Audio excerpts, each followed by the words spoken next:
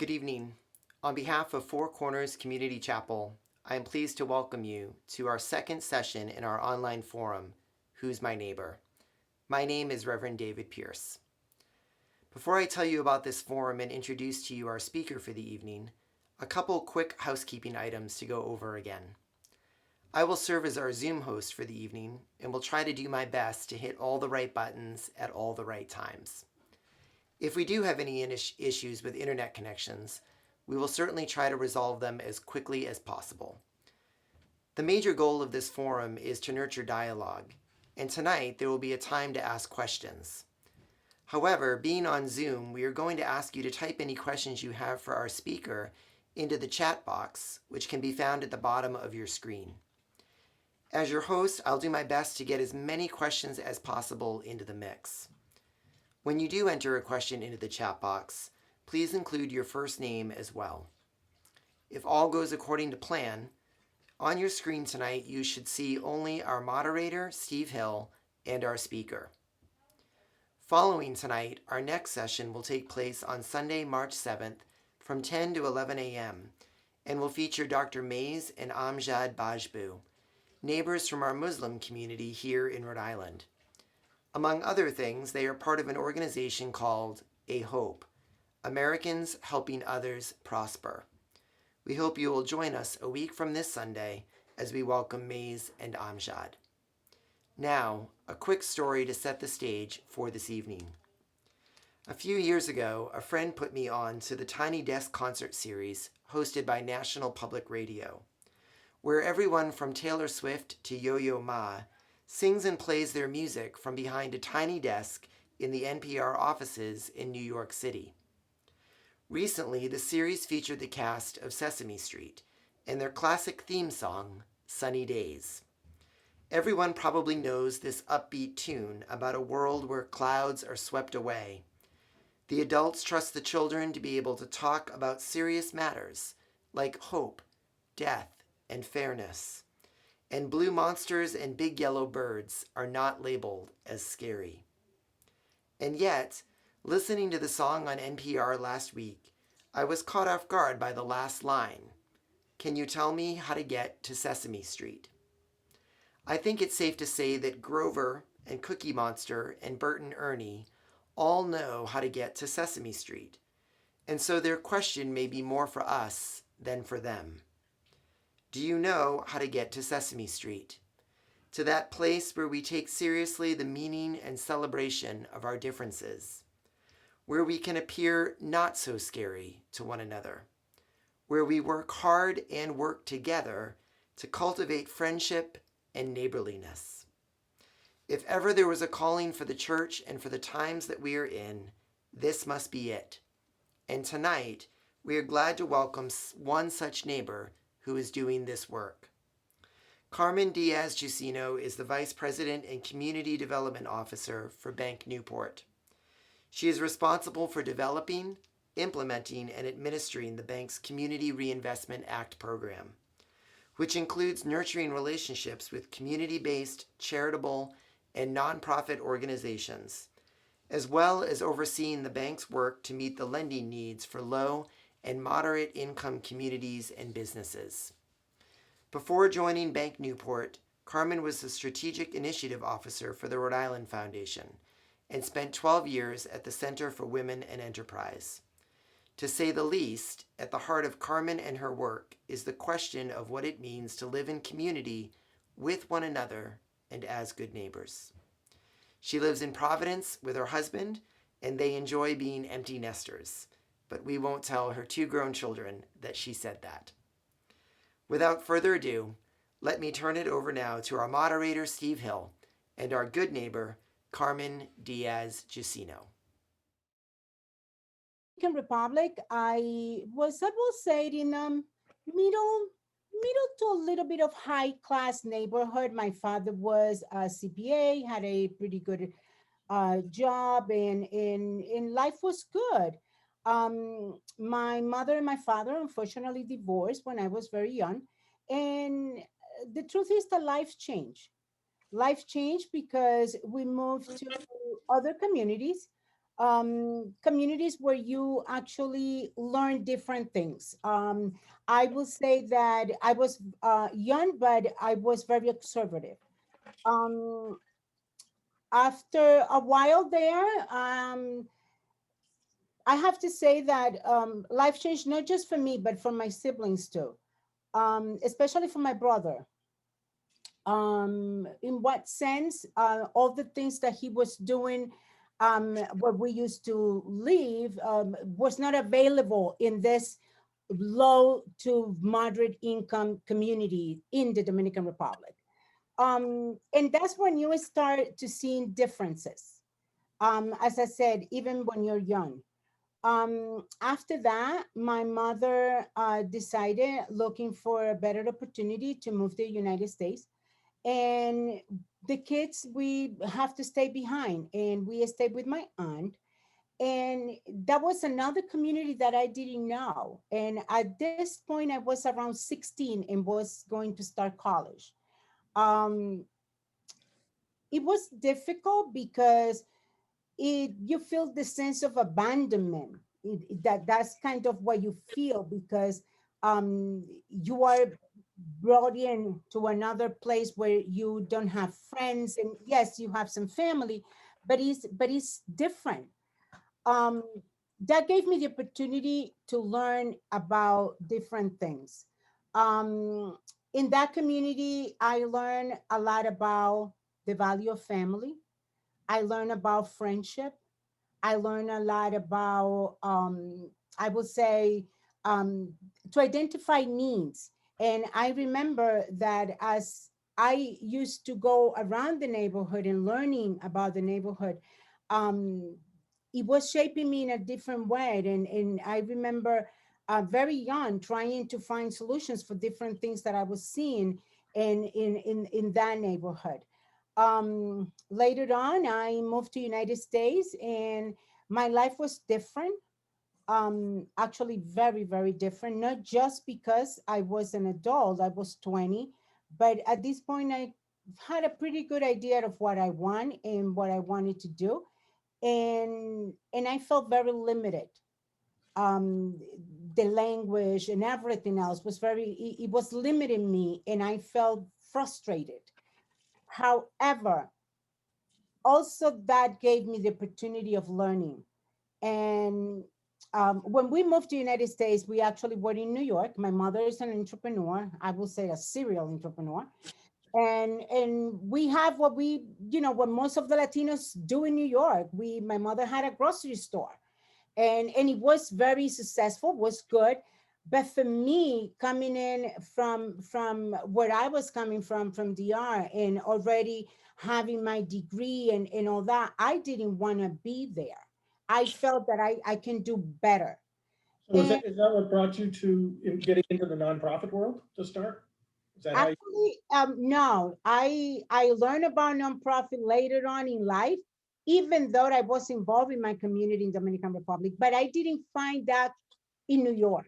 I didn't feel that I was part of that sense of belonging. I didn't have that until later on being there. And I just want to tell you, one of the things that happened in my life that actually shaped me to be the woman that I think I am today is when life gives you opportunities of learning. And this is what, for me, this conversation is today. It's just an educational opportunity of learning. I remember my mother always, around the neighborhood where we were, the neighborhood was very mixed. And even though we live in a neighborhood that no one knew, where we live in New York, where we have the grocery store, no one knew our address or anything. um, I remember that I always complained to my mom saying, there's a lot of people around here. There's a lot of young ones using drugs and stuff. I don't know why you give them food. If we sell prepared food at the store. And every time that any one of them will come in, my mother will say, no, go to the kitchen, tell them to give you a plate. Go and tell them to give you a plate. And for me, that was always, oh, but I understand they're hungry, but you are actually feeding the behavior they have. That was my thought. And at this time I was 20, but I can tell you, life gave me the best lesson. Um, One day, my mother was in a trip to Dominican Republic visiting, and I was in charge. And I closed the store, and I brought the gate down, and for me, the gate closed. We're talking, yes, we were in winter, and it was a very, very cold night, very cold. No one knew where we live or anything. The next morning, when I came to the store, it was very early because we have to open early because of all the stuff that was around there. I can tell you that I found a bunch of the young ones, those that deal with drugs and all that, all of them in front of the store. And you can imagine how I felt. I was like, oh my God, what happened? And when I got there, I said, what's going on? And one of them said, no, everything is okay. After you left, looks like the gate was not closed and the gate opened. And we all took turns outside of the store. That way, no one gets in. And for me, that was the biggest lesson that life can give me in terms of my mother was nurturing that relationship with them, was actually giving them just a single plate that it gave me the opportunity to learn that you cannot judge others. From there, I learned a lot. I have to say that. And when I moved to Rhode Island was when I actually decided I want to learn a little bit more about nonprofits and the impact that I can have in the nonprofit world. And that's what I did for over 20 something years. And that was great. You really, you answered one of the questions I was gonna ask you about being a good neighbor, but I think I don't really need to ask that because it was skillfully done. So you've recently migrated from the nonprofit to the corporate setting, and what are some of the ideals and reasons that guided your decision? And so, what are your, on top of that, besides why did you do it? It's more, what did you learn in the nonprofit that you're able to bring to the corporate setting? Because they can be so much different. Yes. Um, you know, uh, Sometimes we look at the problems and we are so into the problem that we cannot see solutions. And I feel that because I've been in economic development, but in the nonprofit world, you go around, and it's like you're chasing your tail all the time. And when I was at the Center for Women and Enterprise, yeah, my goal and the goal of the organization was always to, help women and men later on, but help women to become economically self-sufficient. But there were so many obstacles, so many barriers that it's just so much what you can do in the nonprofit world. um, After that, I went to, thinking, well, I can do a lot being a grantor. And that was when I moved to Rhode Island Foundation, which was great because you're giving money to actually have a greater impact, but you're not removing barriers. That was one of the I will say, the things that I have in mind when I moved to corporate was like, if I move to corporate, I'm going to be learning. They can learn from me, and together we can definitely start taking those barriers and do and have a greater impact in the communities that need it the most. Yes, CRA is my job and community reinvestment and all that, but I feel that I can bring to the corporate world a lot more than just that. And that's what I went to corporate. That's great. One of your major responsibilities is to meet the lending needs for low and moderate income communities and businesses. Um, how do you see this being accomplished in the state of Rhode Island right now? Well, I would say, unfortunately, we're trying, but we have a long way to go. Um, there's not enough flexibility, I will say, in the programs to help the low income communities. And there's so many barriers. The way that I look at it is a lot of need and a lot of requirements. And until we get to marry those, it's going to be very difficult for us to actually get ahead in this. Yes, we can maybe do a few deals and help here and help there, but I think that is still a lot of work to be done. Education has a lot to do with that, specifically because a lot of folks don't know about the requirements, but also education from the bank in regards of the needs. And that's what I think that is So, going. so who's part of this? Who are the customers you're trying to serve specifically? It's. I mean, low and moderate income is a very, That's very broad. my Yes. God, it's like, what's Yes. the definition of that? So, it's I would say, I will say when we talk about low moderate income, yes, we're talking about just, looking at the income of a family, and it has to be 50% lower, or it can be up to 80% to be considered 80. I don't look at that specifically when I'm looking at the communities. I look at what are the needs that I see in the different communities. Um, we can say, hey, low or moderate income, almost all the people that live in the almost, but not limited to, that live in the low to moderate income, we can say there are communities of colors. Well, nowadays it's called the BIPOC, which is Blacks, Indigenous, people of color.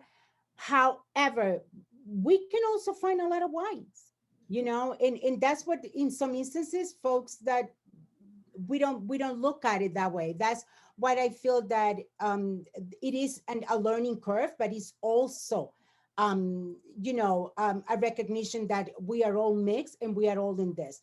In these communities, is also a lot of new immigrants, a lot of refugees, and those are the folks that actually we try to serve, educating them in regards of the system, which is extremely important. And a lot of times it is part of the problem, because they don't know the system, they don't know what is the next step or the right step. And helping those nonprofits, specifically in those nonprofits that are working with those communities, for us is extremely important because of the fact that communities of color, we work by trust. We have to follow, in the influence of those that we trust. It can be the nonprofits, it can be some leaders in our own communities, it can be most of the time communities of faith. Those are the folks that we're going to be listening to. so you mentioned, the barriers. What would you list as the three biggest barriers beyond the education and trust? I will say exposure. If you're not exposed to different situations, and if you're not exposed to what it can be different, you don't know, because we don't know what we don't know. And I will say for me, the biggest barrier is the lack of opportunities. Opportunities are, I will say, the channel for us to actually get to where we want to be. Because I can be an example, I don't know, I can be great doing economic development, but if I didn't have an opportunity to actually go and do the work, I will not be doing anything. How big is language a barrier? It is, I will say, it is probably, if not the number one barrier, probably number two. However, however, and this is going to sound a little bit contradictory, but just bear with me. I believe that the same way that when a non-Spanish speaking person goes to, let's say, to the Dominican Republic, I expect you to learn Spanish. I will say that I will definitely think that I expect someone that decided to come to this country to at least learn the basics. And for me, English is a major barrier in the language for a lot of us, but I think we need to make an effort and learn. And for me, that's extremely important because of the fact that if not, you're going to be living your life with an interpreter behind you, and that's not what you want. In you lose a lot when you're translating. Absolutely. So one question I had was, in the role you've got, give me a success story. Give me a success story of a low income or moderate income community, either couple or person or business of color that came in sort of down here, and now you've been able to see them grow and see them succeed. Okay. Well, I'm gonna say we're working with them right now in the bank for something, but I'm gonna give you an example. When I was at the Center for Women and Enterprise, I helped a lot of businesses. Especially, I had the opportunity to work with so many women. One of those was a young woman, and she wanted it to actually open a cleaning company, and she wanted to open a cleaning company, a commercial cleaning company, because of the fact that she wanted it to be home during the day for when her kids came from school. And if she does commercial, she will be cleaning probably in the evening. um we help her to open the cleaning business. We help her to actually acquire her first contract, which was very exciting for all of us. And now, after almost 12 years, she actually have a cleaning business, very successful in Rhode Island, where she actually has over 75 employees. And, for me, that's a success story because not just she had the opportunity to be home for when her kids came in, but also she was able to buy her first house. She was able to put her kids in better schools, which is another barrier that we have in the low moderate income, is the lack of an access to good school and education. But for me, that's a success story. So many, because success, I don't look at it just from the perspective of financial, but I look at it from the perspective of progress. And that's how some of my clients actually they move forward. That's great. So, what opportunity do you see with corporations being in to help societal understandings? How what's the role of the corporation, in this? And I've got to think that Bank Newport being, Bank Newport's smaller than Citizens, so you are a little more local, but um, you know, give me that perspective, and maybe that's why you've been brought on, what have you, of why you know where a corporation can do, and how they can you know make this happen. Yes, I was brought in because of, the CRA, which is the Community Reinvestment Act, and for me to have that communication with the community, the representation. But I think that the commitment of the corporation has a lot to do. If the corporation is committed to actually serve and help the prosperity of the community they're serving, that makes a major difference. Because I know a few corporations that they prefer to pay the penalty instead of bringing someone in or getting involved. I think that everything is going, and it has to be from the leadership down. It cannot be me talking about what we want to do. It cannot be Carmen talking about what needs to be done. That needs to come in from Sandy Petty, who's our Patty, who is our CEO, and her commitment to our communities. That for me is what it needs to be. And I'm talking specifically from Bank Newport, but for any other corporation, it needs to be their social responsibility. It needs to be what they want to see as progress, as commitment, trustworthy communities, and that's when they are going to actually represent and going to help the prosperity of those communities. And so you mentioned the community, was it Community Investment Act, was it? Or Yes, that's CRA. Yeah. can you elaborate on that a little bit? I'm sure most of us don't really know about that or heard very little. Um, CRA is the Community Investment Act was the law that was passed in 1977, and it was actually passed because of the same thing. They wanted it to have opportunities for the low moderate income, for banks to look at designated areas and actually prepare programs that can help the low and moderate income folks. And it was because of what it was called at the time. Affordable housing is another major situation that we work with. And it was because at that time, what used to be called redlining, they mhm. were neighborhoods that it has the redlining and where folks of color could not go and buy and things like that. Trying to avoid or not necessarily avoid work around all that, that was when CRA was created. And when the bank wants to expand, when the financial institutions are looking to get into new areas, assessment areas, that's when the federal government actually tell them when they have to have a community development person, a CRA person, and all that stuff. And a lot of most is, in my eyes, just social responsibility of the corporation for the communities they serve.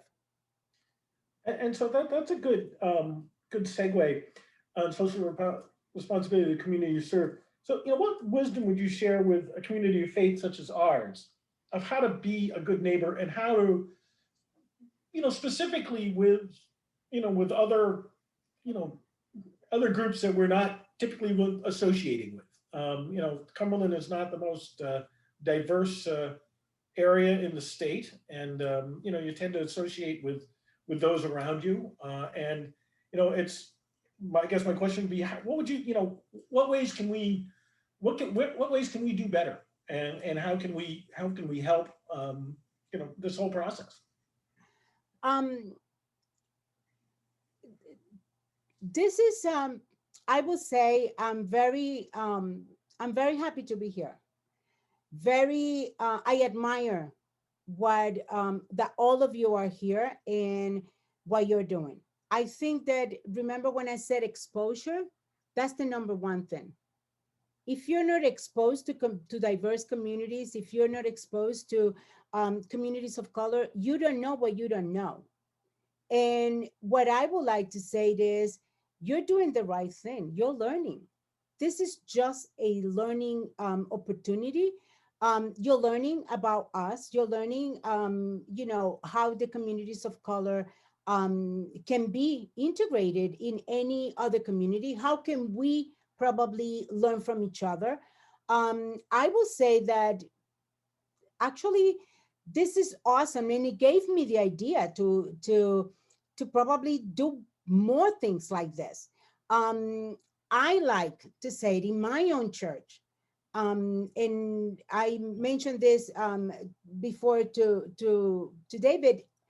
We bring pastors from another churches, and my church is a church that is in Spanish. We do certain services, we do it in English, and we translate it, but we bring pastors from other churches because we want to learn also about how other churches are doing, what are they doing, and all that. But one of the things that I'm going to say is, don't be afraid to ask. I will say, when people ask me questions with honesty because they really just want to learn, no maliciousness, no something behind the lines, I feel very, very happy just telling you how I feel. Just and most of us, it's just, and I'm gonna say this is just like when you don't speak English and you say something wrong, I accept all all the constructive criticism. However, when you try to do it in a malicious way, it makes me feel bad. It gives me a bad taste. And that's exactly what I said. If it is an honest conversation, if you want to be part of, I think that it will give us also the opportunity to be better neighbors. We have to remember that, a neighborhood, a community is just a social unit. That's the definition. It's just a social unit. And I think we can do a lot more together because we will learn that we have more in common than things that are different.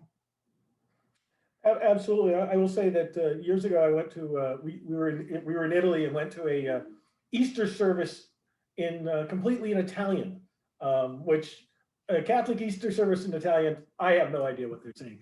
We loved it. It was absolutely fascinating, Yeah, and we actually hung out with people afterwards. And so it's a good way to to meet others and see what's going on. and you learn. What we do is we all learn. Yeah, how might our chapel community be able to partner with you in your work in either Bank Newport regarding that or with your church and being able to help this or how might we be able to grow this? I will love that. I will say I would love to probably have a chat just like this from us in my church. Be able to ask questions just to talk about, because I will say we ask the same questions. We ask, the same thing. How come we don't have more, let's say, more Americans in our church? And we have a few, and we take turns translating for them, and it's okay. I would love to learn more. How can we partner in regards of with the bank? If anything that you see, feel free to ask. If you see anyone that you feel needs help or anything, and you think we can be of any help, just let us know. Sometimes doesn't necessarily has to be in your surroundings, but anyone that low income communities, or that for any path of life, whatever it is, just let us know. And asking is the best way for both of us to actually get to know each other. And with the Community Investment Act, is that business loans or are those for housing? What I mean, I'm just trying to. It's for actually affordable housing. It is Okay. for, yes, yeah, it's affordable housing. It is everything that has to do with workforce development, economic security, and all that. Yeah. So I think that's important is getting more information. Mentioned education. I think educating the community of what's available, what available resources there are to them, Yes. it would be a very important part of that. Um, well, at this point, I would like to turn this over to any questions that we may have got. And David, if you would like to get some of the questions going, we'll go for that. I do have one thing, and I know the answer, but I'm sure everybody's asking. What's your background behind you? Yeah, my background, thank you. My background actually is Monaco. I went to Europe with my husband in 2019, and we took beautiful pictures. And I am so desperate for a vacation that I need to do something about it. Aren't we? Aren't we all? Thank you. This question came in. Given that good education is already an issue for low and middle income non-English speaking individuals, how much more has that been exacerbated during the pandemic? And how far behind has this now positioned children in particular, Carmen? Yes, it's really, really bad. Um, I have to say, they were talking about it in the news yesterday, but yesterday I was part of a big celebration, and they were talking about celebration because of the Dominican Republic Independence Day. It is on Saturday, and it was a big event, and it was all on Zoom. And one of the issues that we were talking is how behind our kids are all getting. First, because of the language, a lot of them, because of all the different issues that we know, but because of this. And according to some studies, and I cannot remember at this point, they were saying that our kids are probably going to be, if they were 2 years in behind when they were doing the test, we can probably say 4 to 5 years behind. And that, Carmen, is somewhat specific, would you say, to more low income communities? Low income communities. Yeah, yeah. One of the things that came up a lot yesterday, and it goes a little bit with when we were talking about availability and exposure.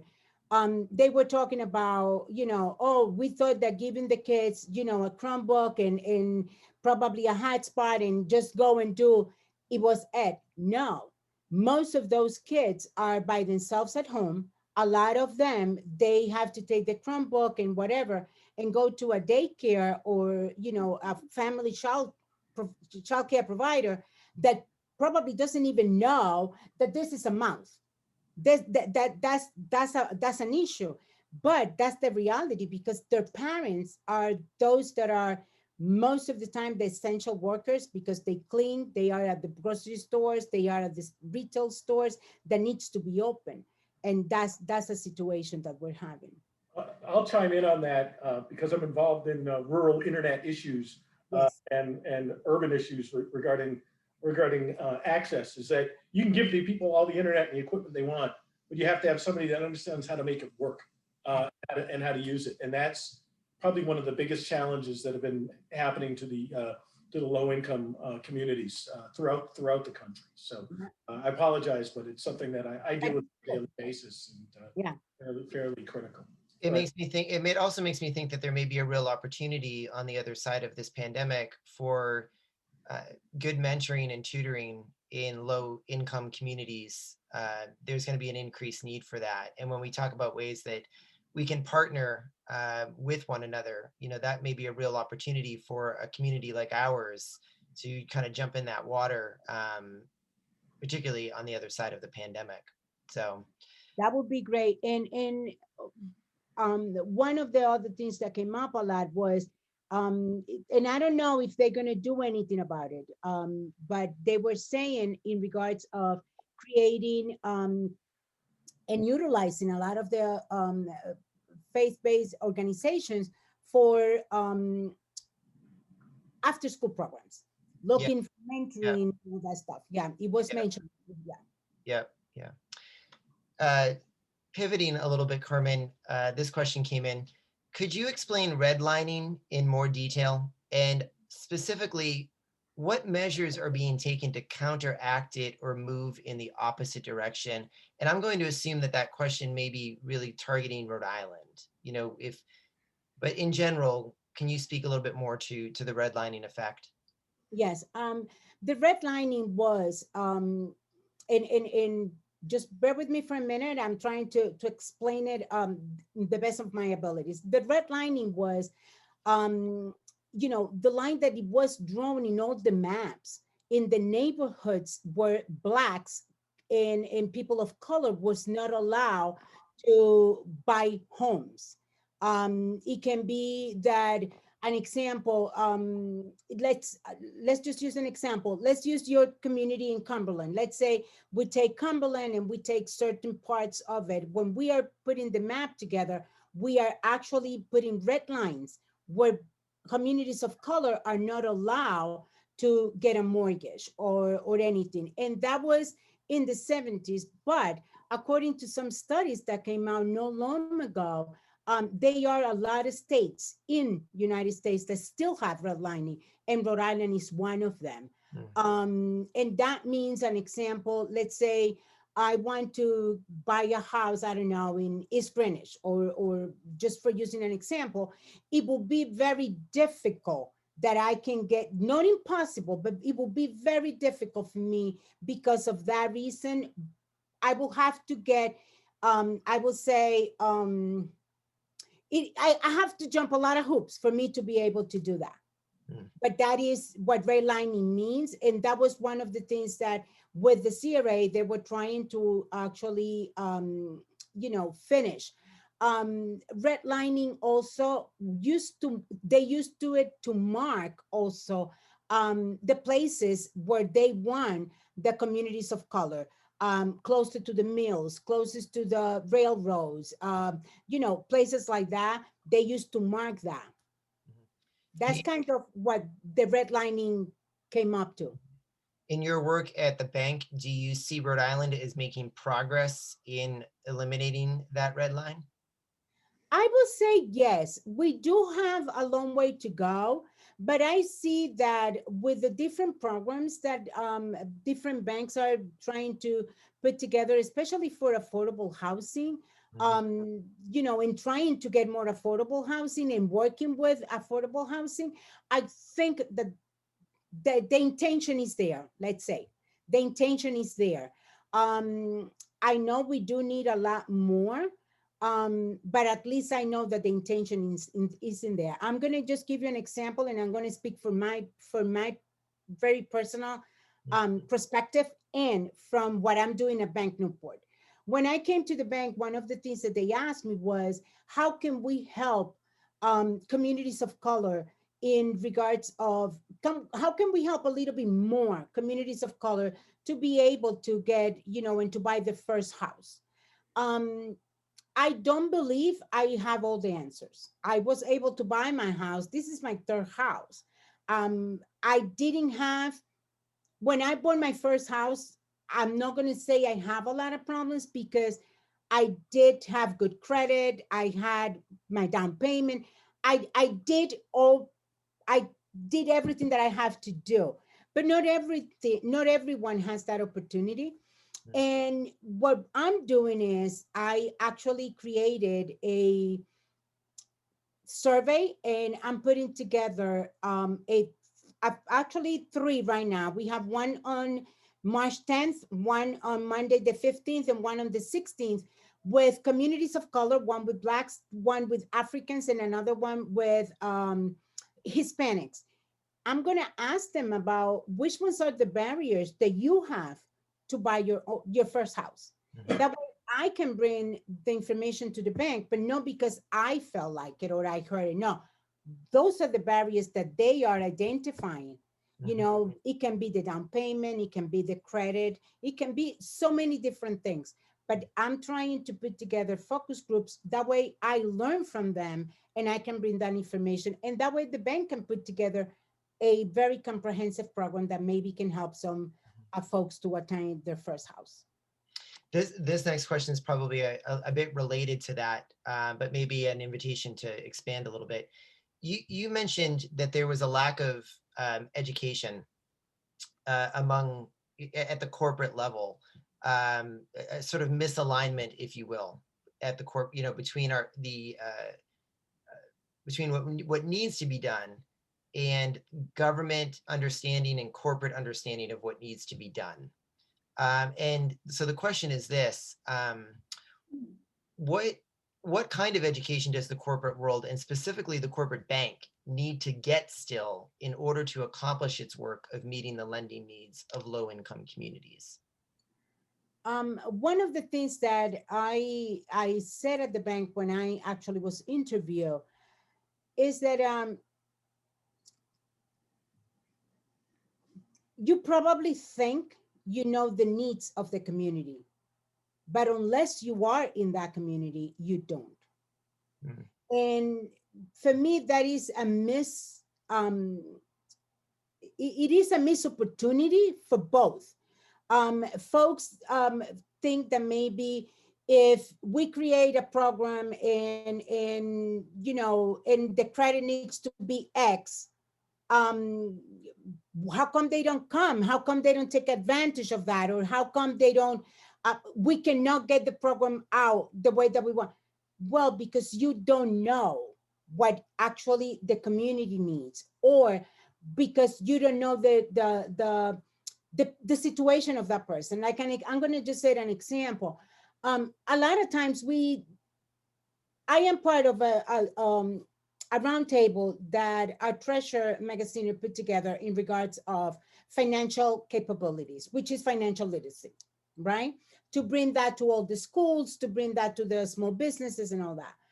One of the things that I argue a little while ago, in after the fact, and all that, people agree, is that we talk about that the low to moderate incomes are financially illiterate.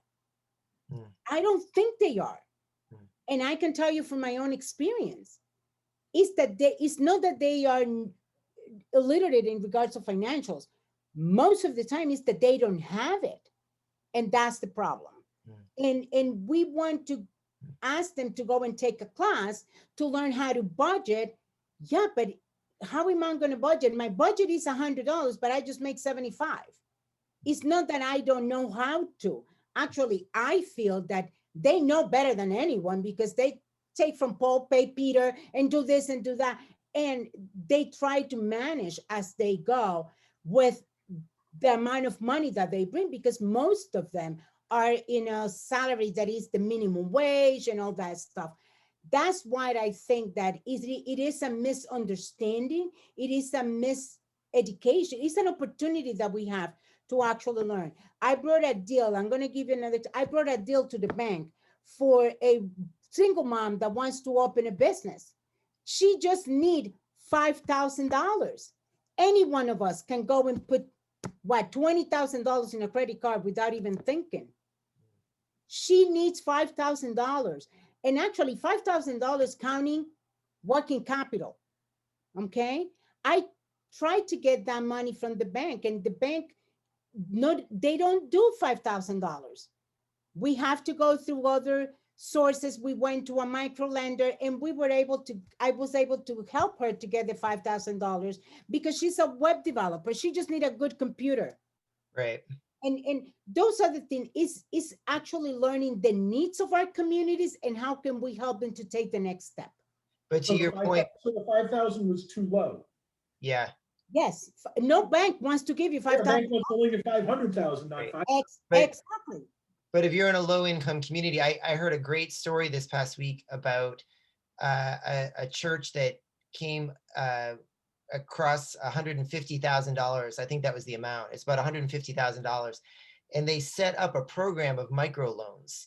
And they took the money into low income communities, and they gave loans in the amount of $2,000. They took the 150 and they loaned it out in increments of 2,000 to people who needed it. And it was a loan. So it was paid back in a very small incremental amount. But the point was that, the loan amount was, they took it into the community and they found out what the community actually could do and needed. And on that basis, they determined the loan amount. Yes. And part of what I hear you saying, and I think that this is key, is it's hard to be good neighbors with people who need neighbors if you don't live where your neighbors live. I understand, because like we said, neighbors and neighborhoods are, social units where you have commitments, where you have interests in common, where you are doing. But I think that a good neighbor also can be someone, even if you're far, but I can count on you. Mm-hmm. You know? Carmen, a quick question, the gal you got the $5,000 loan, how's she doing now? She's doing very good. She's doing good because she was able to get 4 contracts, developing the website, and actually she got paid. She's paying her loan, and she actually contracted 2 freelancers to help her with 2 contracts that are coming up. And that was $5,000. When I was at the Center for Women and Enterprise, I was able to start a micro loan. Actually with a grant from the Rhode Island Foundation. And we started in a micro loan that it was from 500 to 5,000. And we have $50,000 from the Rhode Island Foundation. We were able to loan the money, but we were also getting money paid back, and we were paying in lending to others. I have to say that it was probably one of my greatest accomplishment, and one of the things that I am the most proud of, because just with 5, some folks were taking 2,000, 1,000, whatever was needed for their business, and they were starting businesses, and that was giving them opportunity for self-sufficiency. And I think that is something that is needed. Carmen, this question came in. You made the comment, communities of color work by trust. A very powerful statement. And I wonder, one, if you could just say more about how that is, that communities of color work by trust. What does that look like? But this was the question that came in. How do communities of color build trust differently, would you say, than white communities? I would not say that it's different. Okay. I wouldn't say that it's different. I will say it's the same. But yes, what I mean that is by trust. You probably all heard, like, we have the great example right now in regards of the vaccine, for COVID. Communities of color, what are we doing? We are putting those influencers, not necessarily elected officials of none and that, but we are putting influencers. We are in the community.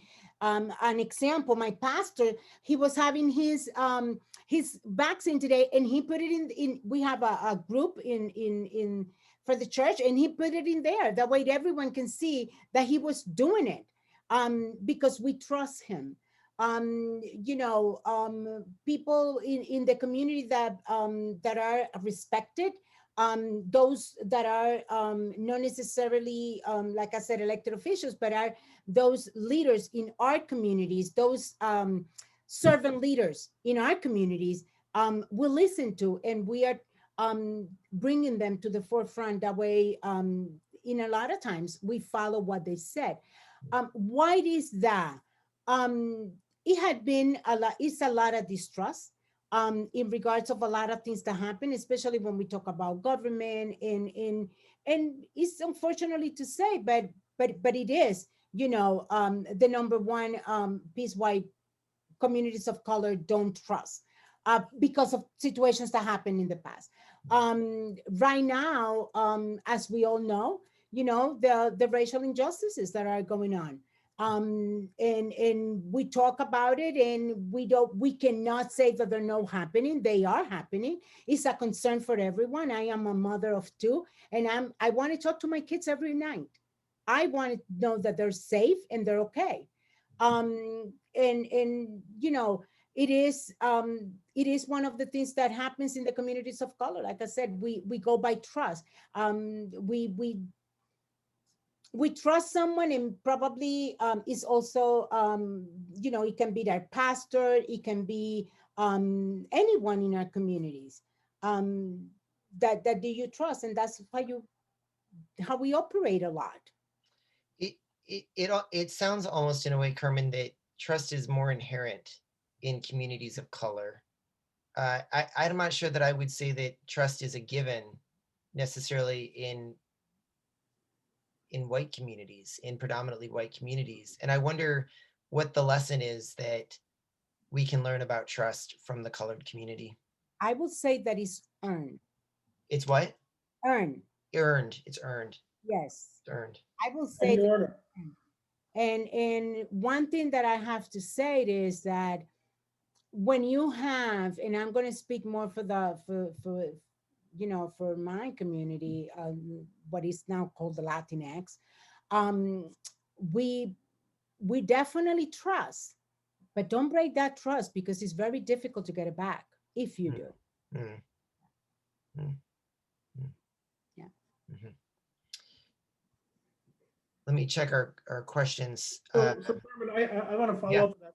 So Mm. how could we, as our church community, how could we build that trust? A lot of that has to do when being a good neighbor, being a good neighbor. I have to say that the color of our skin doesn't have anything to do with trust, or if you are or not present. But I will say that being a good neighbor, that's in the definition, like we said before, has a lot of different things that you put together. But for me, that's the most important thing. Mm. Would it also, as a good first step, maybe patronizing some of the businesses in those communities with, that are different than ours? That's a good beginning. Mhm. That's a good beginning, and this is a great beginning. This is a great first step. As David mentioned before, I love that idea that you even thought about, tutoring some of the kids that needed the most.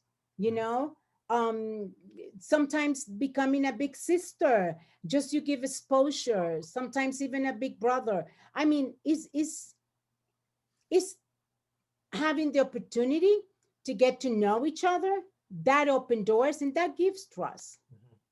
That gives trust. And in very many ways, investing in local businesses in low income colors of community is the work of the that you are doing with Newport Bank. Yes. And so that, I mean, and so to your point, Steve, we can all do that on a daily basis simply by choosing where we go to buy our bread, where we go to pick up the things that are part of our household. Just by going to another community to get those things is a way of us also being exposed and investing in one another. I wrote something down and now is that the other day, and I'm just going to mention this. I lost my father in August to COVID. Mm. And that really changed my life for so many different reasons, but yeah, it had been very difficult. Mm. I always remember my mother and my father got remarried after 20 years of being separated and all that. And it was great to have him back in our lives and all that. But when I lost my father, one of the things that makes it more difficult for me is that I haven't had the opportunity to close that loop, because when he died, the airport in Dominican Republic was closed. We couldn't go, so many different things. But one of the things that this pandemic have shown me and reminded me something that my father always said to me. I am the daughter of a biracial couple. My mother is white and my father is black, which in Dominican Republic, believe it or not, where the population is probably 85% black, is very, very, very racist. But I just wanted to say that my father always said to me, you can tell when someone is smiling to you in their eyes. Hmm. And in regards of the question that Steve just asked me, how can we, work together, do things together and show trust? Even with the mask, when someone is smiling to you. And sometimes that's the only thing that you need to show compassion, confidence, to show kindness to another person. And for me, that's extremely important. And I have to say, I have the best neighbor in the world. And she's a white woman. They're Polish and Italian, means that they cannot get any whiter than that. And yeah, and we love each other. And her husband, it's a relationship that I have to say, it was the day that I came to see my house for the very first time. I came to see the house and she was like, are you looking to buy that house? And I went like, oh my God, don't tell me I'm going to get a nosy one now. And she was like, I live here for 35 years. I can tell you. And I love my neighbor.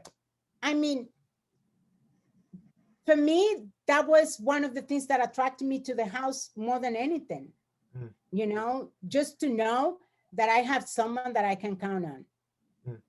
For me, that's the most important thing.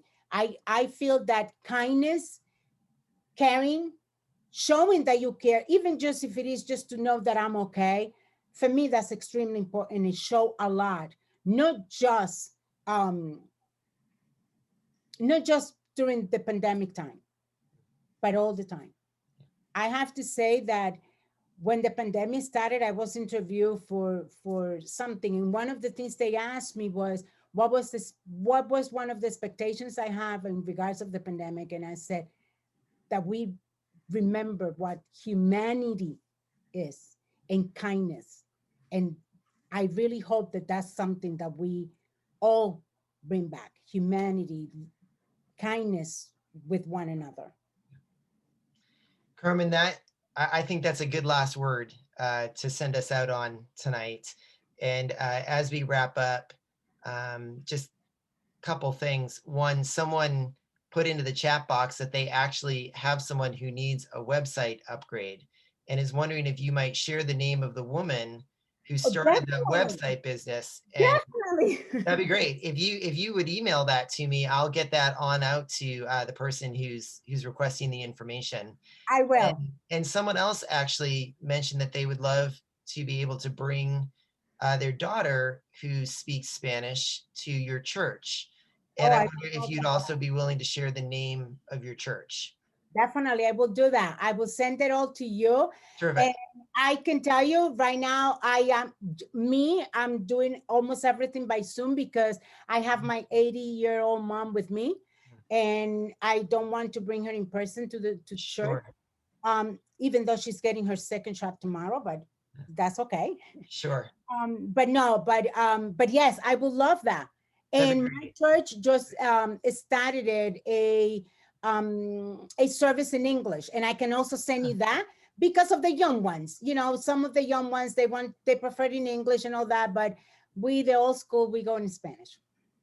Wonderful. One more question for Carmen. Sure. Just completely self-serving.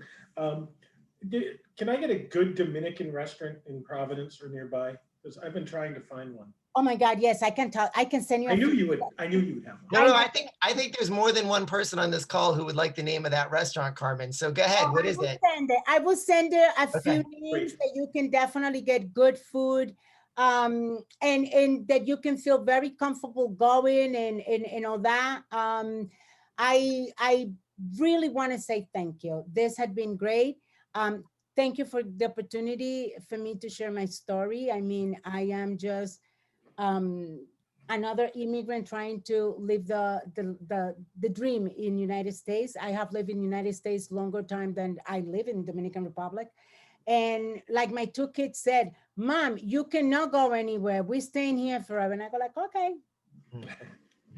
Great.